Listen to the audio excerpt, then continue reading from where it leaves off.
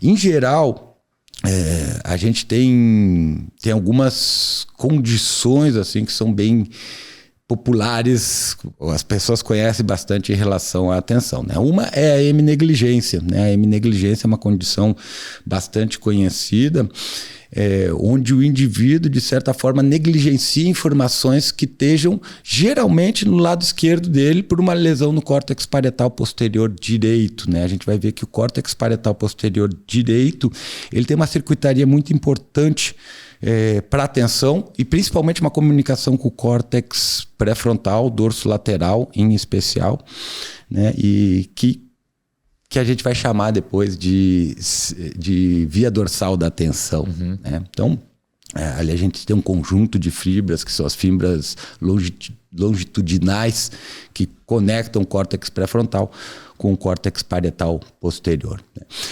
Então, nessa situação, ela é muito interessante, porque, por exemplo, eu botei esse copo aqui, certo? E aí eu pergunto pro paciente, né, se tem algum copo na mesa. Ele vai dizer que não. Daí eu... E agora, tem algum copo na mesa? Tem, certo? Tem vários testes, se o pessoal que está em casa assistindo colocar síndrome da heminegligência ou alguma coisa assim no Google, vocês vão ver que se você pedir para o paciente desenhar uma casa, ele vai desenhar só metade de uma casa. Isso. Se ele for fazer a barba, ele só vai fazer a metade da barba do rosto. Né? É um quadro que geralmente ele reabilita relativamente rápido. Né? A gente tem alguns testes só para isso, só para ver o grau de heminegligência. Por exemplo, o Bell test, ou testes do sino, que são testes de cancelamento, onde você tem uma folha com sinos e você tem que procurar os sinos, é um teste de atenção seletiva também, e cancelar eles, né, no meio de estímulos distratores. Né? Geralmente esses pacientes se mantêm só no lado... E a reabilitação ele se daria por conta de uma neuroplasticidade e outras áreas do cérebro assumem a função daquela... Isso, e a gente tem que às vezes ficar chamando a atenção do paciente para ele se lembrar de olhar nesse lado. É um aprendizado. Tem uma coisa interessante, eu acho que eu já te contei essa história, mas eu vou aproveitar e contar que adoro essa história. Eu atendi um paciente muitos anos atrás de acidente de moto com TCE. Né? O TCE dele era uma lesão comunicante, então ele bateu a cabeça e o cérebro ficou aberto. No lado esquerdo, frontoparietal, então pegou toda essa região frontoparietal. Né? O paciente veio para avaliação logo depois que ele recebeu a alta, né? Mas ele ainda estava na cadeira de rodas, e eu comecei a fazer a avaliação dele. Como eu não sabia qual era o grau do paciente, eu comecei a fazer a avaliação dele com um teste que se chama Haven. Certo? O teste ele é um teste matricial, né? A gente chama de matrizes de Haven. E aí você, de certa forma, tem uma figura e embaixo você tem algumas opções para completar essa figura, como se fosse um quebra-cabeça. Então você tem que completar essa figura. Né? Você tem que entender a lógica que está na matriz e procurar o elemento que completa essa figura. Né? Eu comecei a avaliar esse paciente, ele só ia errando até aí. Não me chamou muita atenção, mas o teste é um pouquinho longo. Né? E de repente eu comecei a olhar as respostas dele e todas as respostas que ele dava estavam em estímulos que estavam à esquerda. E eu disse, não, mas a esquerda... Geralmente a gente não vê heminegligência à direita. Né?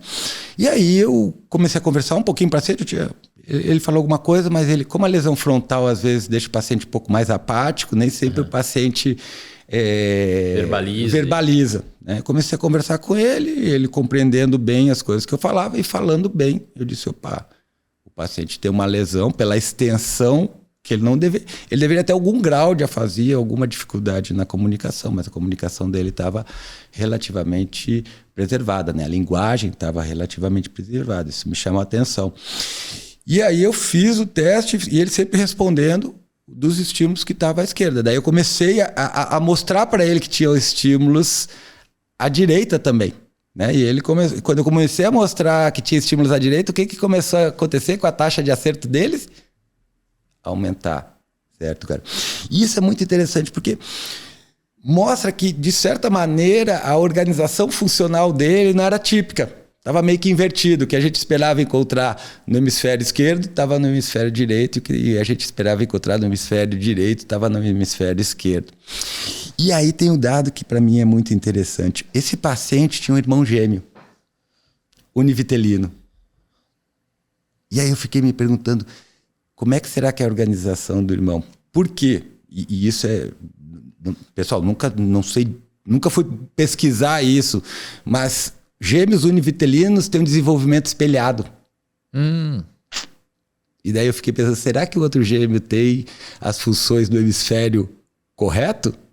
Né? Então essa é uma questão que até hoje, e até nos últimos tempos, isso faz mais de 20 anos que eu fiz essa avaliação, ou mais. Isso é uma questão que até hoje me dá curiosidade, eu nunca tive tempo para parar e pesquisar, velho. Mas eu fiquei pensando, pô, será que gêmeos univitelinos têm os seus hemisférios espelhados também? Né? Então é uma questão interessante para a gente entender um pouquinho também essa coisa da lateralização hemisférica, né? Que acaba sendo também uma lateralização motora, que acaba repercutindo numa lateralização motora. Né?